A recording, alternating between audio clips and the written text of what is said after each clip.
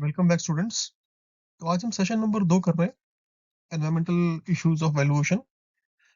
तो अगर आपने सेशन नंबर 1 नहीं देखा है तो प्लीज़ उसको देख लीजिएगा। उसको स्टडी करने के बाद सेशन नंबर 2 पे जंप कीजिएगा, बिकॉज़ आपको पिछले सेशन देखे बिना आज का सेशन समझ नहीं आएगा। तो एनवायरमेंटल इश्यूज 3 मार्क्स की थ्योरी आती है इसमें से, और केस स्टडी भी इसमें से आने की काफ़ी हद तक संभावना रहती है। तो आपको हम अभी एक या इसके बाद एक सेशन और रहेगा मोस्ट लाइकली, जिसमें कि हम थ्योरी और कुछ मिक्सचर करेंगे, एग्जांपल्स, एंड देन 2 या 3 सेशंस के अंदर हम केस स्टडी भी करेंगे। तो ये हम जो सीरीज चला रहे हैं अभी एनवायरमेंटल के ऊपर, इसमें काफ़ी डिटेल में आपको हम सारे कॉन्सेप्ट्स, केस स्टडीज, एग्जांपल्स बताएंगे। मेजॉरिटी आरवीओस आपको वो चीज़ें नहीं बताते हैं। तो बने रहिए, बढ़ते हैं आगे। देखिए पूरा सिलेबस ये है। इसमें से कुछ पार्ट हम ऑलरेडी कवर कर चुके हैं सेशन नंबर 1 के अंदर, और हम कुछ पार्ट आज कवर करेंगे। तो कंटामिनेशन ऑफ प्रॉपर्टी एक बड़ा ही इंपॉर्टेंट टॉपिक है। इसमें से आपकी केस स्टडी आने की संभावना काफ़ी हद तक रहती है, और एग्जांपल्स भी आ जाते हैं कभी-कभी कि स्टिग्मा वैल्यू क्या है, कंटामिनेशन क्या है। तो इसमें कीवर्ड्स आपको कुछ ध्यान रखने हैं। तो ये बिकॉज़ ऑफ टाइम की शॉर्टेज की वजह से आपको मेजॉरिटी आरव्यूज़ आपको बताते नहीं है इसके बारे में, और ये एक मेजर रीज़न होता है जिसमें कि बच्चे एग्ज़ाम पास नहीं कर पाते, इसकी केस स्टडी और एग्जाम्पल की वजह से। तो पहले समझना ज़रूरी है कि कंटैमिनेटेड प्रॉपर्टी का मतलब क्या है? When the buyer is devoid of the property rights, that is exclusive rights partly or fully to possess, enjoy or dispose due to contamination, the property is said to be contaminated. तो एक property contaminated तब कहलाएगी जब उसका buyer, जो भी उसका honour है या उसका जो प्रपोज्ड बायर है, वैल्यूएशन बेसिकली जब प्रॉपर्टी आप बेचने जाएंगे, खरीदने जाएंगे, तभी होती है नॉर्मली। तो जो बायर है जो प्रॉपर्टी खरीदेगा, तो नॉर्मली जो उसके फुल एंजॉयमेंट राइट्स हैं, कि जो भी उसका बेस्ट यूसेज हो सकता है, वो पूरा यूज उसको ना कर सके, इन terms of rental, in terms of usage. मान ली 10 कमरे हैं, 10 कमरे में से एक कमरा वो यूज नहीं कर पा रहा है, उसमें दीमक लगी हुई है, या और कोई रीजन भी हो सकता है। तो अगर वो पूरा प्रॉपर्टी का यूसेज या राइट्स उसके एंजॉय नहीं कर पा रहा है, तो that means it is the property is called to be contaminated. The monetary value of contaminated property is always diminished. इसका मतलब क्या हुआ कि जो कंटेमिनेशन की वजह से प्रॉपर्टी की वैल्यू हमेशा कम हो जाती है, कभी बढ़ती नहीं है उसकी वजह से वैल्यू। तो अगर किसी प्रॉपर्टी की वैल्यू 1 करोड़ है और कंटेमिनेशन अगर हो गया, तो उसके अंदर आपकी वैल्यू 1 करोड़ से कम ही आने वाली है, आपको कम करनी है। तो ये आपने कॉन्सेप्ट को समझना है कि अगर मान लीजिए एक एग्जाम्पल दिया हुआ है 1 नंबर का, और उसमें एग्जामिनर ने बोला कि market value of the property is 1 crore, और उसमें कंटेमिनेशन हो गया, राइट? तो अब नीचे ऑप्शन दे रखी है कि आपकी प्रॉपर्टी की वैल्यू कितनी होनी चाहिए आफ्टर कंटेमिनेशन। कंटेमिनेट प्रॉपर्टी की वैल्यू है वो कितनी होनी चाहिए, 4 ऑप्शन दे रखी है मान लीजिए, और उसमें दिया हुआ है कि 90 लाख, 1 करोड़, 1 करोड़ 10 लाख, 1 करोड़ 20 लाख। तो अगर ये 4 ऑप्शन दे रखी है, तो आपको स्ट्रेट फॉरवर्ड बिना कैलकुलेशन के आंसर मारना है उसमें से 90 लाख, क्योंकि वैल्यूएशन बढ़ तो सकते ही नहीं। 1 करोड़ 10 लाख, 1 करोड़ 20 लाख, तो वैल्यूएशन की ऑप्शन खत्म हो गई उसमें से, क्योंकि वो वैल्यू बढ़ रही है। और 1 करोड़ भी मार्केट वैल्यू दे रखी है एग्जामिनर ने, तो 1 करोड़ वैल्यू भी नहीं रहेगी उसकी, तो कम ही होने वाली है। तो कम वाली ऑप्शन सिर्फ और सिर्फ एक है इस क्वेश्चन में। तो आप एलिमिनेशन, जो हमारी अप्रोच टेक्निक रहती है, जो हम हमेशा स्टूडेंट्स को बोलते हैं, एलिमिनेशन टेक्निक यूज करके आप उस क्वेश्चन को बिना समय लगाए, बिना कुछ एग्जाम्पल को सॉल्व किए, स्ट्रेट फॉरवर्ड 90 लैक्स मार देंगे तो आपका आंसर निकल आएगा। तो इसलिए कॉन्सेप्ट समझना जरूरी है। It is immaterial whether diminished utility is for short period और फॉर अ लॉन्ग पीरियड। ये भी एक इंपॉर्टेंट कॉन्सेप्ट है कि आपको जो कंटेमिनेशन है, अगर वो मान लीजिए छोटे शॉर्ट पीरियड के लिए है, ठीक है, हम एग्जांपल देखेंगे आने वाले समय में। कुछ दिन में कुछ कुछ कंटेमिनेशन ऐसे होते हैं जो कि 6 महीने के लिए रहेंगे, 1 साल के लिए रहेंगे, और फिर हट जाएगा, राइट? जैसे कि मान लीजिए फॉर एग्जांपल, अगर मैं एग्जांपल आपको देना चाहूँ कुछ, मान लीजिए मोबाइल टावर है फॉर एग्जांपल, किसी घर में मोबाइल टावर लगा हुआ है, तो it is kind of contaminated property, because छत उसमें घेर ली उसने, उसके अंदर जो मैग्नेटिक रेज निकलती हैं उसकी वजह से कुछ लोग मानते हैं कैंसर हो जाता है। तो अब अगर मान लीजिए वो प्रॉपर्टी ओनर बोल रहा है कि साहब इसको मैं 1 साल के बाद कॉन्ट्रैक्ट खत्म हो जाएगा, और 1 साल के बाद इसकी जो ये टावर आप हटा सकते हैं, आपको ऑप्शन है। तो जिस दिन आप वैल्यूएशन कर रहे हैं, उस दिन आप उसकी कंटामिनेशन की वैल्यू पकड़ेंगे उसके अंदर। चाहे कि वो आपको पता है कि 1 साल बाद वो कॉन्ट्रैक्ट खत्म होने की संभावना है और आप उसको रिन्यू नहीं करेंगे और वो खत्म हो जाएगा, वो अलग चीज़ है। लेकिन जिस दिन आप वैल्यूएशन कर रहे हैं, उस दिन आप कंटामिनेशन पकड़ेंगे, चाहे वो शॉर्ट पीरियड के लिए कंटामिनेशन हो, चाहे लॉन्ग टर्म पीरियड के लिए कंटामिनेशन हो। तो जो बेसिकली एनवायरमेंटल कंटामिनेशन है, उसकी ब्रॉडली 2 कैटेगरीज़ में वो सब डिवाइड होता है। जो ब्रॉड कैटेगरीज़ हैं उसकी वो 2 हैं। एक तो है फिजिकल कंटामिनेशन और सेकंड है नॉन फिजिकल कंटामिनेशन। तो physical contaminant is present on the property और नियर द प्रॉपर्टी। तो इसमें कीवर्ड क्या है? फिजिकल कंटामिनेशन कब माना जाएगा? अगर कोई कंटामिनेंट, सेशन नंबर 1 में हम ऑलरेडी बात कर चुके हैं कंटामिनेंट्स क्या होते हैं और पॉल्यूटेंट्स क्या होते हैं और दोनों में डिफरेंस क्या होता है। तो अगर कोई कंटामिनेंट किसी प्रॉपर्टी के ऊपर है या फिर उसके नजदीक है, नियर द प्रॉपर्टी, तो उसमें कीवर्ड क्या है कि अगर नजदीक है तब भी वो प्रॉपर्टी कंटामिनेटेड मानी जाएगी। And the contaminant can be measured in quantities. तो इसमें दो चीजें हैं, देखिए। एक तो कंटामिनेंट प्रॉपर्टी के या तो ऊपर होना चाहिए या फिर वो आसपास होना चाहिए, और जो उसकी क्वांटिटी है वो आप मेजर कर सकें। ये भी एक सेकंड इंपॉर्टेंट एस्पेक्ट है। तो property is said to have physical contaminant. तो किसी भी कंटामिनेशन को फिजिकल कंटामिनेशन बनाने के लिए, बोलने के लिए, दो कंडीशन फुलफिल होनी चाहिए। कंडीशन नंबर 1, जो भी कंटामिनेंट है उसको आप क्वांटिटी की फॉर्म में क्वांटिफाई कर सके, मेजरमेंट कर सके। सेकंड थिंग, या वो कंटामिनेंट प्रॉपर्टी के ऊपर हो या उसके आसपास हो। तो basically physical contaminants also include hazardous substances that is ignitable, corrosive, toxic और रिएक्टिव। तो एग्जांपल समझते हैं। एस्बेस्टस हो गया, heavy metal like lead, mercury, या mining products, arsenic, cyanide, pesticide वगैरह जो है, या फिर organic compound like formaldehyde, coal tar वगैरह जो है। तो अगर ये कुछ भी चीजें घर के ऊपर गिरी हुई हैं या घर के बाजू में है, तो वो कंटेमिनेशन की इम्पैक्ट आएगा, लेकिन उसको मेजर आप कर सकते हैं। Non physical contaminants that have no tangible physical substance are called non physical contaminants. तो जिसको टेंजिबल नहीं है, बेसिकली जो जो फिजिकली आप टच नहीं कर सकते, फील नहीं कर सकते, वो नॉन फिजिकल कहलाएगा। एग्जाम्पल क्या हो गया इसके अंदर? Proximity to noise sources, electromagnetic radiation caused by nearby power line of mobile towers. देखिए जो एग्जांपल मैंने दिया था आपको, क्योंकि पास में मोबाइल टावर लगा हुआ है या पावर लाइन है उस तरह से, तो आप उसको क्वांटिफाई नहीं कर सकते। आप बोल नहीं सकते कि 1 किलो है, 10 किलो है, राइट? उसको आप क्वांटिटी में मेजरमेंट नहीं कर सकते उसकी आप, इसलिए वो नॉन फिजिकल, इनटेंजेबल बेसिकली है, और नॉन फिजिकल कंटेमिनेंट्स की कैटेगरी में वो आएगा। Contaminated sites. As per Contaminated Sites Management Working Group of Treasury Board of Canada Secretariat, a contaminated site is defined as a site at which contaminated substance occur at concentration above past level and causing likely to cause an immediate or long-term hazard to human health or the environment and exceed level specified in policies and or regulation। तो देखिए, अब ये basically जो Canada की जो secretary, जो treasury board body है, उसने कंटेमिनेटेड साइट की डेफिनेशन दे रखी है। तो वो क्या दे रखी है कि जिस साइट पे कंटेमिनेटेड सब्सटेंस पाया जाए और उसकी कॉन्सेंट्रेशन दो पैरामीटर मीट करे। Number 1, above past level and causing likely to cause, और कॉजिंग और likely to cause an immediate or long term hazard to human health or environment। तो बेसिकली या तो वो किसी ह्यूमन हेल्थ को या एनवायरनमेंट को इम्पैक्ट कर रही हो या फिर कर सकती हो। सेकंड पैरामीटर, कि वो जो भी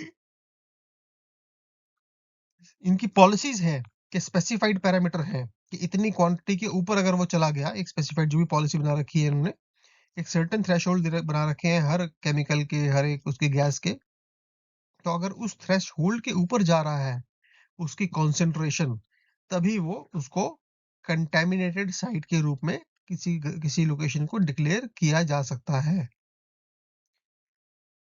देखिए ये NCSCS क्लासिफिकेशन सिस्टम है 2003। आप इसकी फुल फॉर्म का ध्यान रखिए कि NCSCS की फुल फॉर्म होती है national classification system for contaminated sites. ये फुल फॉर्म ध्यान रखिएगा। और इसमें 5 कैटेगरीज होती हैं, इसके अंदर से एग्जाम में क्वेश्चन मैंने आते हुए देखा है। तो अगर क्लास 1 की आपकी कंटेमिनेटेड साइट है, तो इसका मतलब क्या हो गया, हाई प्रायोरिटी फॉर एक्शन, मतलब क्लास 1 मतलब सबसे ज्यादा प्रायोरिटी वाला केस मैटर ये आ गया। As per available information, an action is required to address the existing concerns for public health and safety. तो अगर कोई प्रॉपर्टी के ऊपर किसी कंटेमिनेटेड साइट को क्लास 1 डिक्लेयर कर दिया गया है, तो that means keyword is action is required, immediate action should be done to remove to fix contamination of that site or property. Second level का जो है आपका वो क्लास 2 है। इसका मतलब क्या है, मीडियम प्रायोरिटी फॉर एक्शन। तो जो भी इसके अंदर है कि मतलब इस तरह की जो प्रॉपर्टीज कंटेमिनेशन है, वो क्या कहलाती हैं कि अगर इस तरह का लेवल क्लास 2 प्रॉपर्टीज कोई है, तो इसका मतलब क्या हुआ कि there is a high potential for adverse impact due to off site migration. However threat However, threat to human health and environment is generally not likely. Action is likely required. तो पहले क्लास 1 के अंदर आपको immediate action लेना ही है, there is no option. Second class वाले अगर मीडियम प्रायोरिटी में जा रहा है, तो यहाँ पर एक्शन इज लाइकली, मतलब थोड़ी सी ग्रेविटी कम है, तो लाइकली रिक्वायर्ड है, मस्ट रिक्वायर्ड नहीं है, करना चाहिए आपको, राइट। और ये सेकंड वन है potential adverse impact due to off site migration. तो मतलब कि आपका इसमें पोटेंशियल रिस्क है कि रिस्क हो सकता, अभी इम्पैक्ट स्टार्ट नहीं हुआ है, लेकिन फ्यूचर में उसका इम्पैक्ट हो सकता है। थर्ड है लो प्रायोरिटी फॉर एक्शन। इसके अंदर कीवर्ड क्या है कि यहाँ पे एक्शन में बी रिक्वायर्ड। तो यहाँ पर उसने रेकमेंड कर दिया कि करना चाहिए, और यहाँ पर रेकमेंड नहीं किया, यहाँ पे इसने मस्ट बोल दी कि करना है, एक्शन इज रिक्वायर्ड। फिर यहाँ पे कीवर्ड है लाइकली रिक्वायर्ड। क्लास 3 में क्या है, मे बी रिक्वायर्ड। तो as per available information the site is currently not of a high concern, however additional investigation may be carried out to confirm the site classification and same degree of action may be required. Class N, तो मतलब N से आप ध्यान रखिएगा, not a priority for action. As per available information, the site has no adverse impact on environment or human health. Thus no action is required. तो यहाँ पर कोई इम्पैक्ट नहीं है और कोई एक्शन की रिक्वायरमेंट नहीं है। ये और भी मतलब ग्रेविटी आ गई, इसमें नीचे ग्रेविटी आ गई। unless new information become available indicating greater concern when the site will be re-examined. तो until unless दोबारा से उसका एग्जामिनेशन किया और कोई नई इंफॉर्मेशन निकल के आ गई regarding contamination, otherwise as of now कोई उसमें रिस्क नहीं है और कोई भी उसमें फर्दर एक्शन की रिक्वायरमेंट नहीं है। तो आपने कंफर्म कर दिया कि एवरीथिंग इज ओके। और क्लास आई, और इसको INS भी बोला जाता है इस कैटेगरी को, इसमें आपका आता है इनसफिशिएंट इंफॉर्मेशन। तो मतलब एनवायरमेंटलिस्ट जो साइट पे गया, उसने अपनी स्टडी करी, असेसमेंट करी, लेकिन उसके पास प्रॉपर इंफॉर्मेशन नहीं थी और उसने एडिशनल इंफॉर्मेशन सीक करी है, और उसके बाद वो अपना डिसीजन यहाँ पर देगा। देखिए अब liability of valuer.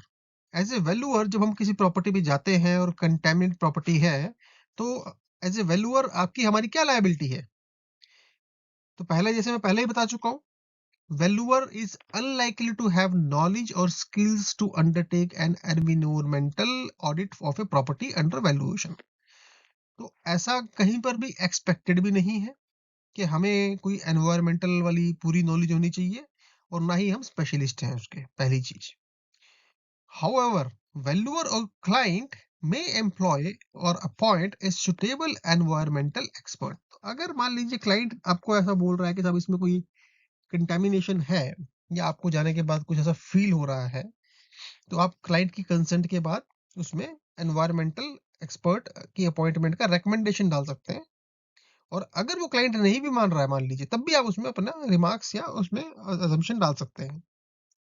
Please note that all cases valuer must have primary knowledge of quality of data of property and its proposed temporary or permanent use। तो इसलिए अब हम कहते हैं कि जो जो प्रॉपर्टी का आप करने जा रहे हैं, जो भी डाटा आपको मिल रहा है कि सब क्या-क्या इन्फॉर्मेशन उसकी प्रॉपर्टी के बारे में है, वो उसका वो मतलब डाटा सही होना चाहिए मोटा-मोटा इन प्रिंसिपली।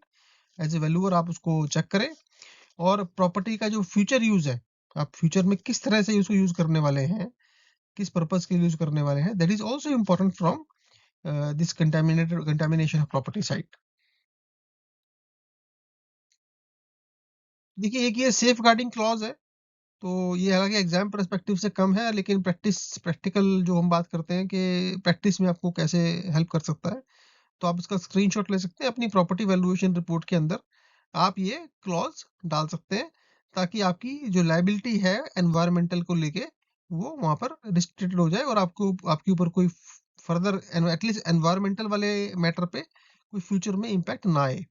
तो जनरली जो इसमें आईबीबीआई की बुक में जो क्लॉज़ लिखा हुआ है वो ये है, we have neither made any attempt nor arranged for any investigation to be carried out to determine whether or not any deleterious or hazardous material has been used in the construction of this property, and we are therefore unable to report that the property is free from risk. In this respect, for the purpose of this evaluation, we have assumed that such investigation would not disclose the presence of any such material at any significant to any significant extent. तो अगर आप चाहें इस उसका screenshot लेके आप note कर सकते हैं और इसको वैल्यूएशन रिपोर्ट में डालेंगे तो आपके फ्यूचर में सेफ्टी का उसमें रहेगा। एग्जाम पर्सपेक्टिव से आप इसमें कि कभी कभी पूछ लेता है कि आप सेफ गार्डिंग क्लॉज डालेंगे उसके अंदर कि आप डाल सकते हैं, तो आप बोलिएगा हाँ डालना है, आपको डाल सकते हैं। देखिए, बेसिक प्रिंसिपल तो हमने बात करी कि प्रॉपर्टी का वैल्यूएशन कंटेमिनेशन की वजह से गिरता है, लेकिन आप समझते हैं क्यों गिरता है, क्या क्या फैक्टर होते हैं। तो पहली चीज क्या है, फॉल इन डिमांड। तो अगर किसी प्रॉपर्टी में कंटेमिनेशन हो गया है तो ऑब्वियसली मार्केट में पता लगेगा लोगों को, आज नहीं तो कल। और जैसे ही पता लगेगा तो उसकी प्रॉपर्टी की वैल्यू मार्केट में, उसके लिए प्रपोज्ड बायर्स कम हो जाएंगे, और लेस बायर होंगे, लेस डिमांड होगी तो लेस वैल्यू हो जाएगी उसकी। Fall in price, the buyer may demand discount on account of contamination. Fall in demand and fall in price of a property is due to the stigma. Stigma is intangible factor। तो क्या है कि stigma हो जाता है उसके ऊपर एक, तो उसकी वजह से प्रॉपर्टी की डिमांड कम होगी, प्रॉपर्टी की प्राइस कम होगी, बायर बोलेगा भैया मेरे को आप इसमें डिस्काउंट दीजिए प्रॉपर्टी पे, लेस ऑफ डिमांड। और स्टिग्मा का मतलब क्या है, it may not be measurable in terms of remediation cost और cost to cure, but certainly affect market value. The discount demanded may or may not be may not be in proportion to the level of contamination। तो अब stigma का मतलब ये नहीं है कि वो टेंजिबल है। पहला उसमें कीवर्ड क्या है कि स्टिग्मा जो है वो इनटेंजिबल फैक्टर है, वो एक साइकोलॉजी है। तो उसको आप क्वांटिफाई नहीं कर सकते आपके साहब। इसका रेमेडिएशन कॉस्ट मान लीजिए 1 करोड़ की प्रॉपर्टी है, उसको उसका कंटामिनेशन हटाने के लिए उसकी रेमेडिएशन या कॉस्ट टू क्योर 5 लाख रुपए है फॉर एग्जांपल। तो ऐसा नहीं है कि स्टिग्मा 5 लाख रुपए ही होगा। हो सकता है कि स्टिग्मा की जो वैल्यू है वो 5 लाख से ऊपर हो जाए, 5 लाख से नीचे भी हो जाए, क्योंकि स्टिग्मा इज़ परसेप्शन। तो जो प्रपोज्ड बायर है वो हो सकता है बोले साहब मुझे 95 लाख 5 लाख खर्चा आएगा और मुझे और इनकन्वीनियंस है तो मैं तो 90 लाख दूँगा आपको इसके। तो उससे ज़्यादा भी हो सकता है वो। Assets of the market. तो some companies in absence of the market data on contaminated assets believe that assets would not be sold at any price, and such companies keep the assets off the market. Valuers normally find it very difficult to collect the data about contamination and analyze them for the valuation purpose। तो अब इसका मतलब क्या हुआ कि जो हमने पीछे सेल्स कंपैरिजन मेथड समझा है, उसमें क्या होता है कि हम कंपेरेबल प्रॉपर्टीज को निकालते हैं, फिर उससे हम अपनी जो सब्जेक्ट प्रॉपर्टी है जिसका वैल्यूएशन हम कर रहे हैं, उसका हम वैल्यूएशन वहां से हम कंपेरेबल के बेसिस पे हम उसको निकालते हैं। तो अब कंटैमिनेटेड प्रॉपर्टी मार्केट में इजीली तो मिलती नहीं है, तो आप कंपेरेबल निकालना बड़ा मुश्किल है उसके लिए, राइट। तो ये एज ए वैल्यूअर एक अलग चैलेंज है। कि आपको उसकी कंपेरेबल सेल्स कंपैरिजन मेथड से उसकी वैल्यूएशन निकालना थोड़ा-सा डिफिकल्ट हो जाता है। Risk of lawsuit, contaminated assets may create contingent liabilities associated with the lawsuit for seller as well as for the valuer. तो अगर आप किसी प्रॉपर्टी की वैल्यूएशन करने जा रहे हैं और वो कंटेमिनेटेड प्रॉपर्टी है, कल को हो सकता है बैंक या फिर बायर आपके अगेंस्ट कुछ लॉ सूट कर दे, कोई केस कर दे कि साहब आपने बताया नहीं हमको।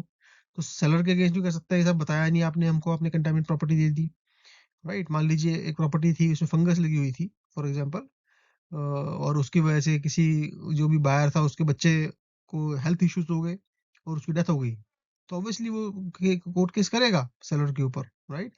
is if the property subject property has been used has used any hazardous material in construction and the valuer fails to consider it while preparing valuation report, there are chances that litigation may take place on account of carelessness of the valuer.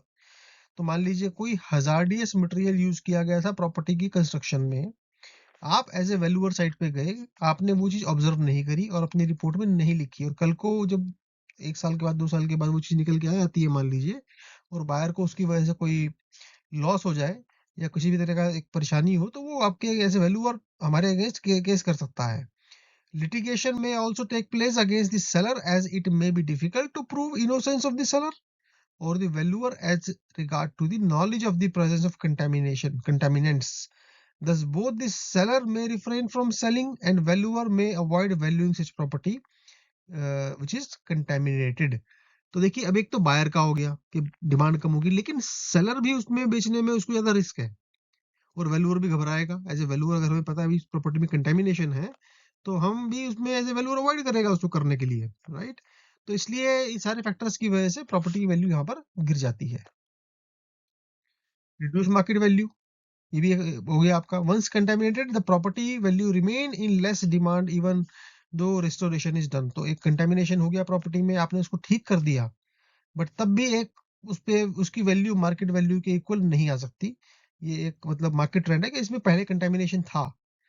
This creates a situation similar to obsolescence if the property owner makes no attempt to overcome the stigma and thereby accepts a lower price for the property, the price may not accurately reflect market value। तो हो सकता है कि इसकी जो stigma है, जो एक टैबू हो गया उसके ऊपर कि सभी ये कंटेमिनेटेड थी पास्ट में, 2 साल पहले, 1 साल पहले, है ना, या भूतिया घर था पहले ये। तो अगर उस तरह की बातें अगर कहीं पर आ जाती हैं, तो फिर उसमें क्या होता है कि प्रॉपर्टी वैल्यू उसमें सेलर ने अगर सस्ते में बेच दी, तो फिर वो रिफ्लेक्ट मतलब रियल मार्केट वैल्यू रिफ्लेक्ट नहीं करेगी वो।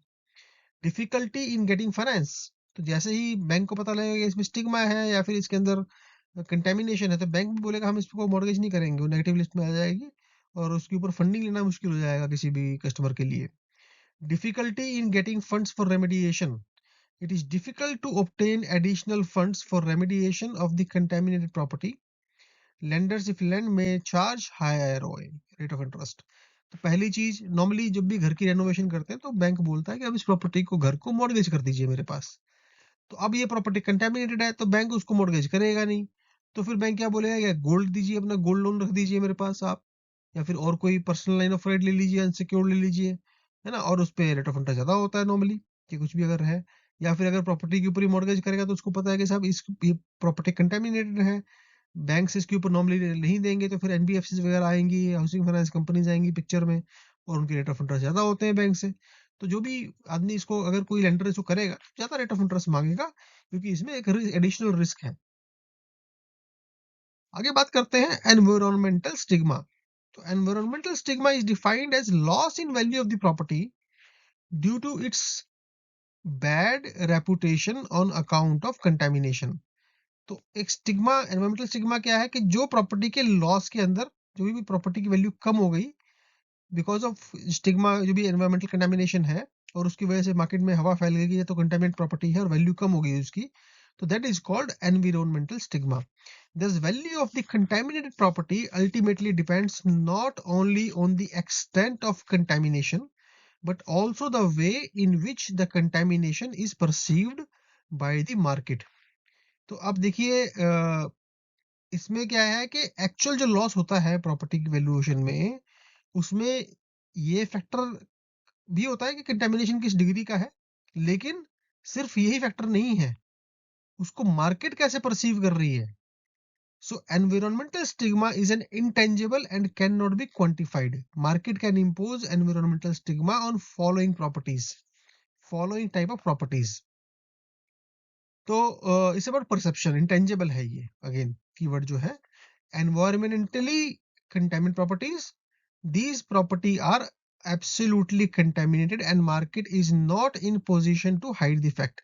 तो एक प्रॉपर्टी पे कंटेमिनेशन है और मार्केट में वो ओपन है और पता है सबको कि सब ये प्रॉपर्टी कंटेमिनेटेड है। तो पहला सेट ऑफ कैटेगरी तो ये हो गया। सेकंड क्या है? Environmentally suspected properties. So these properties are suspected to be contaminated and confirmatory report are not available. तो लोगों को डाउट है कि साहब ये प्रॉपर्टी पे कंटेमिनेशन हो सकता है ना, लेकिन ऐसा कोई किसी ने सर्टिफिकेट या फिर किसी एनवायरमेंटल एक्सपर्ट ने कोई ऐसी रिपोर्ट या कोई ऐसा कोई चीज नहीं है जिससे वो कंफर्म हो सके, लेकिन लोगों को एक हवा बना दी मार्केट में कि सब ये तो कंटेमिनेशन है इस प्रॉपर्टी के अंदर। तो अब जो ये प्रॉपर्टीज है इसमें इसमें स्टिग्मा किस वजह से आता है?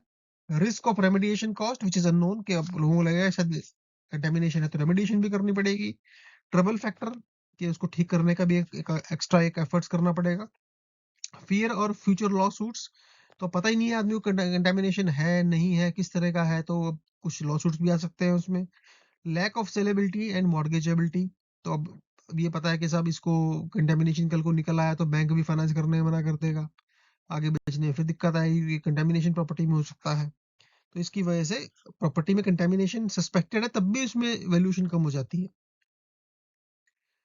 थर्ड कैटेगरी क्या है? Environmentally remediated property. तो ये प्रॉपर्टीज क्या है? These properties once known to be contaminated and now free from contamination due to completion of remediation work. तो ये पास्ट में कभी कंटेमिनेटेड थी लेकिन इनकी रेमेडिएशन हो गई और ये आज कंटेमिनेटेड नहीं है, राइट? तो लेकिन ये स्टिल इनके ऊपर एनवायरमेंटल स्टिग्मा लगेगा। तो क्यों लगेगा? क्योंकि risk about it's absolute reputation, तो लोग समझेंगे कि साहब पूरी तरह से ठीक हुआ नहीं हुआ, एक रिस्क है कि 100% रेमेडिएशन हुआ नहीं हुआ। उसके बाद हो सकता है कुछ क्लीन अप करने पड़े फ्यूचर में, कुछ मतलब पोस्ट रेमेडिएशन उसमें कुछ एक्स्ट्रा एफर्ट्स करने पड़े, एक्स्ट्रा काम करना पड़े, उसकी भी कॉस्ट आपको जोड़नी पड़ेगी। और रिस्क ऑफ अनएक्सपेक्टेड परसेप्शन के दोबारा से वो जो भी कंटेमिनेशन दोबारा से अगर निकल आया कंटेमिनेशन, तो एक वो अलग से रिस्क है। तो इन तीन फैक्टर्स की वजह से ऐसे प्रॉपर्टीज के ऊपर भी रेमिडिएशन होने के बाद भी एनवायरमेंटल स्टिग्मा की इम्पैक्ट रहती है। एनवायरमेंटली एडजेसेंट और प्रॉक्सिमेट प्रॉपर्टीज, तो ये क्या है कि these these properties are never contaminated but are located near to contaminated property और हजार्डियस वेस्ट। तो अब ये मान लीजिए आपकी मेरी प्रॉपर्टी है और मेरी प्रॉपर्टी के बगल में एक प्रॉपर्टी है जिसके अंदर कंटेमिनेशन था, दिमक लगी हुई थी बहुत सारी, तो उसकी तो वैल्यू गिरेगी ही, लेकिन मेरी प्रॉपर्टी के ऊपर भी इम्पैक्ट उसका आएगा कि साहब कंटेमिनेट प्रॉपर्टी के नेबरहुड की वजह से। अब आगे है कि measure to restoration of contaminated land to baseline condition. तो कौन कौन से मेजर्स हैं कि आपको किसी प्रॉपर्टी को रिस्टोर करना हो ओरिजिनल जो उसकी कंडीशन है, मतलब आइडियली आप कर नहीं सकते 100% प्रैक्टिकली, लेकिन आइडियली एग्जाम परस्पेक्टिव से क्या क्या उसके तरीके हैं, मेजर्स क्या हैं। Baseline condition means the status prior to damage of the property, जिस समय कंटेमिनेशन हुआ उससे पहले की जो कंडीशन थी उस पे उसको लेके आना। So primary remediation it includes measures like removing of substance और structure causing contamination from the land. तो पहला रेमेडिएशन मतलब मेन जो रेमेडिएशन क्या है, मेन स्टेप जो रेमेडिएशन करने का वो ये है कि आप जो भी सब्सटेंस और स्ट्रक्चर है जिसकी वजह से कंटेमिनेशन हो रहा है उसको आप फिजिकली रिमूव करें वहां से। It also include other measures like plantation, stocking like example fish, restriction of use of restriction of use of the area, कि जो भी एरिया में कंटेमिनेशन है वहां पे लोगों को आने के लिए मना कर दें। If the land is allowed to recover through its own process it is called natural recovery. Which is another form of primary remediation. तो आपने ये ध्यान रखना है कि नेचुरल रिकवरी जो है वो प्राइमरी रेमिडिएशन की एक सब कैटेगरी है। एग्जाम में ये क्वेश्चन मैंने कई बार देखा है। और इसमें कीवर्ड क्या है? रिमूविंग ऑफ सब्सटेंस और स्ट्रक्चर कॉजिंग कंटेमिनेशन। तो ये दो कीवर्ड आपने ध्यान रखने हैं। ये अगर दो कीवर्ड कुछ भी दिख रहा है तो प्राइमरी रेमिडिएशन की वो बात कर रहा है। Complementary remediation, if the land does not get fully restored to the baseline condition through primary remediation, it may be required to add similar level of natural resources to bring the contaminated land to the baseline condition। तो यहाँ पर आपको क्या है कि primary remediation sufficient नहीं थी पहली चीज। तो इसलिए आपको उसके बाद कॉम्प्लीमेंट्री रेमिडिएशन भी करनी पड़ेगी। और उसमें कीवर्ड क्या है कि आपको add similar level of natural resources. तो आपको ये कीवर्ड इसमें ये आ गया, तो आपको मैनुअली ऐड करने पड़ेंगे। यहाँ पे तो खाली क्लीन अप की बात कर रहा था, वो रिमूव कर रहे थे। यहाँ पर वो एडिशन की बात भी कर रहा है। Compensatory remediation, if primary and complementary remediation methods take some time to get the contaminated land fully restored to baseline condition, the certain measures are required to be taken during the interim period। तो अब मान लीजिए ये primary जो हमने पहले दो step समझे, ये अगर मान लीजिए थोड़ा समय ले रहे हैं कि वो प्रॉपर्टी को मतलब पूरी तरह ठीक करने के लिए, तो जो भी वो समय के दौरान जो इंटरिम पीरियड है उसके बीच में कुछ आपको एक्स्ट्रा मेजरमेंट्स, कुछ रेमेडिएशन टेक्निक्स करनी पड़ेंगी जो कि कहलाती हैं कंपनसेटरी रेमेडिएशन। देखिए कॉस्ट एसोसिएटेड विद कंटेमिनेशन, तो ये कुछ कीवर्ड्स हैं, की टर्मिनोलॉजीज हैं जिसमें कि थ्योरी क्वेश्चन भी आता है और केस स्टडी में ये कीवर्ड्स आपको देखने को मिलेंगे। तो इसको बड़े ध्यान से आप समझिएगा। इनकी एप्लीकेशंस हम जो है वो सब्सिक्वेंट सेशंस में जब एग्जांपल और केस स्टडीज करेंगे वहां मैं आपको इसकी एप्लीकेशन रीइंफोर्स कराऊंगा दिमाग में। तो पहला है cost to cure, it is the total cost of either controlling the contamination और repairing the contaminated part of the property. तो कीवर्ड क्या है?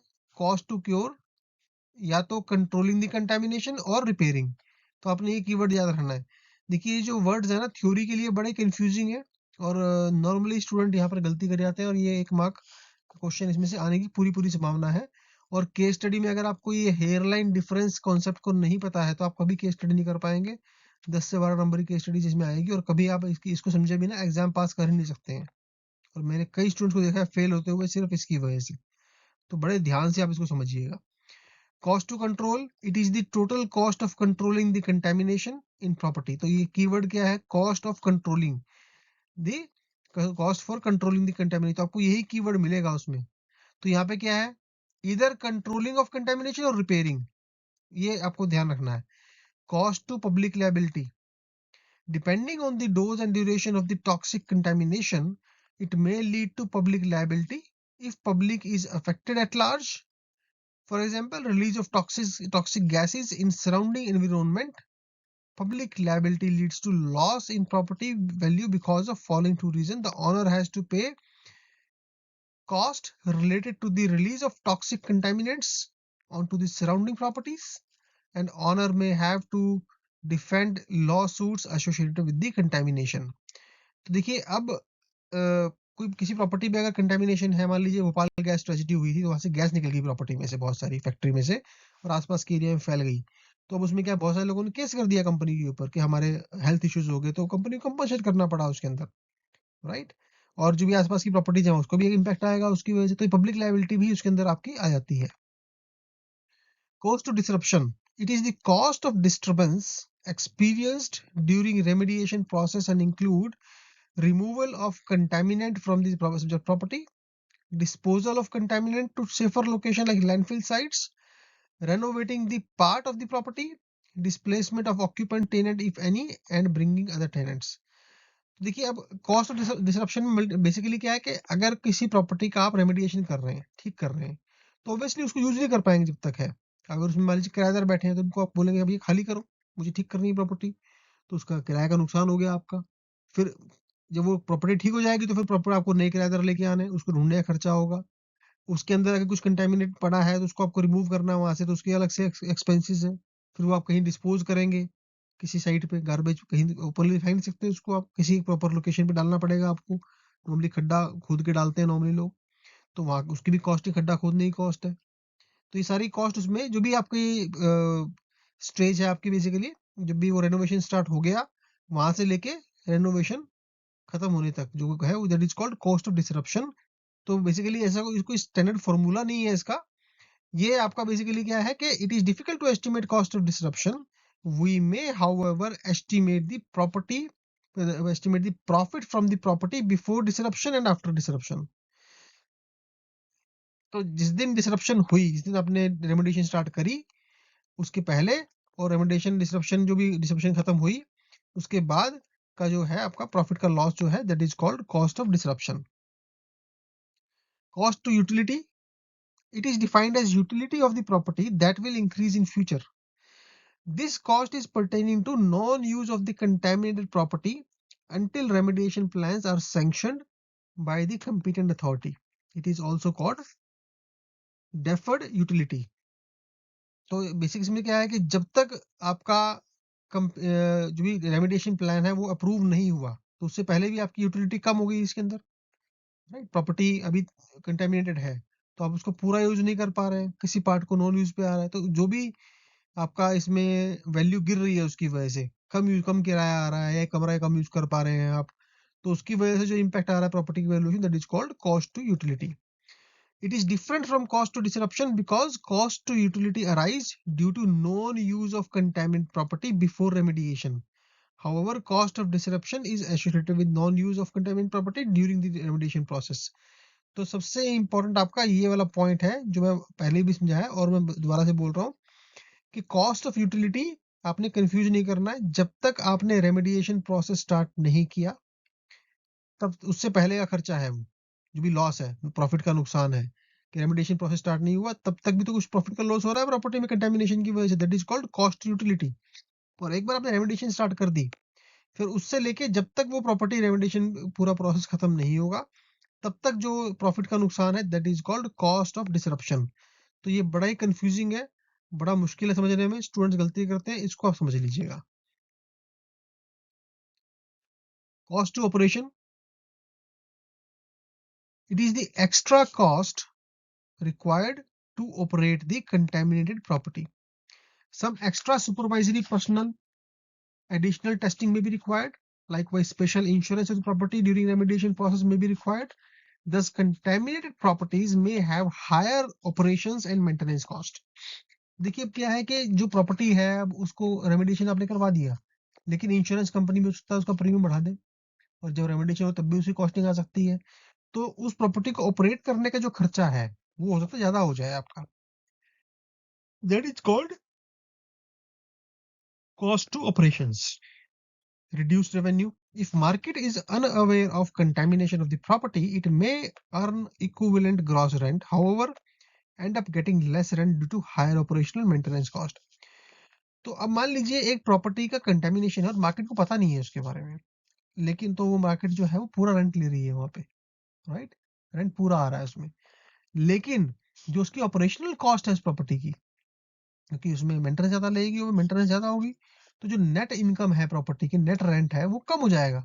तो हमने इनकम अप्रोच में देखा है कि जो प्रॉपर्टी का वैल्यूएशन आता है, वो आता है नेट एनुअल रेंट के ऊपर, ना कि ग्रॉस रेंट के ऊपर। तो क्योंकि नेट रेंट कम है, तो प्रॉपर्टी वैल्यूएशन वहाँ पे भी कम हो जाएगी। If market is known of contamination and till the time building gets its permit from the competent authority, the tenants may feel that the property is lightly contaminated. During this period, it may be difficult to attract tenants, causing reduced gross rent. और अगर market में पता ही लग गया कि सब contamination है इस प्रॉपर्टी में, तो उस केस में टेनेंट्स कम आएंगे और उनको पता लग जाएगा कि भैया ये प्रॉपर्टी खाली करनी पड़ेगी 6 महीने में, 2 महीने में, तो वैसे ही टेनेंट्स कम होने शुरू हो जाएंगे, कोई इंटरेस्टेड नहीं होगा उसमें, क्योंकि कंटेमिनेशन भी है, उसको रेमेडी करने के लिए ठीक करने वाले हैं, तो प्रॉपर्टी जो है खाली करनी पड़ेगी, उसकी वजह से डिमांड कम हो जाएगी और ग्रॉस रेंट भी कम हो जाएगा और फर्दर उसमें एक्सपेंसेस ज्यादा होंगे, नेट रेंट फर्दर कम हो जाएगा।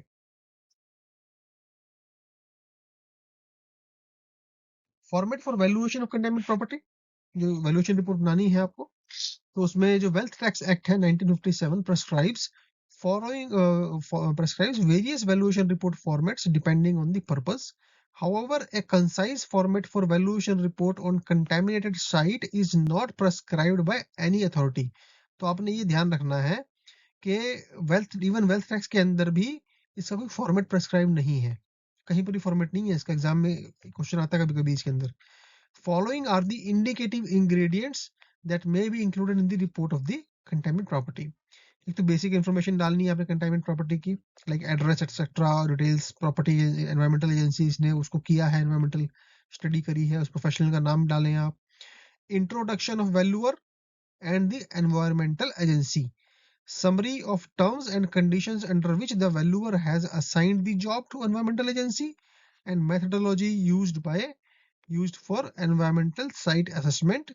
These details should be included in the head of introduction. तो introduction जो आपकी valuation report की है उसके अंदर आप ये introduction सारे सारे डाल दें।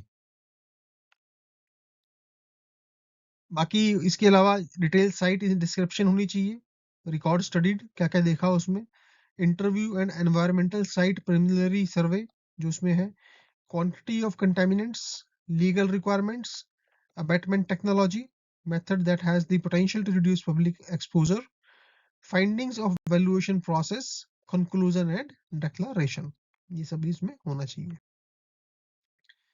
थैंक यू वेरी मच आज का सेशन देखने के लिए। आशा करते हैं आपको सारा समझ में आ गया होगा, और जल्दी ही मिलते हैं नेक्स्ट सेशन में। इसमें हम और थोड़े से थ्योरी और ज़्यादा उसमें एग्जाम्पल और उसके हम केस स्टडीज के ऊपर फोकस करेंगे। Thank you.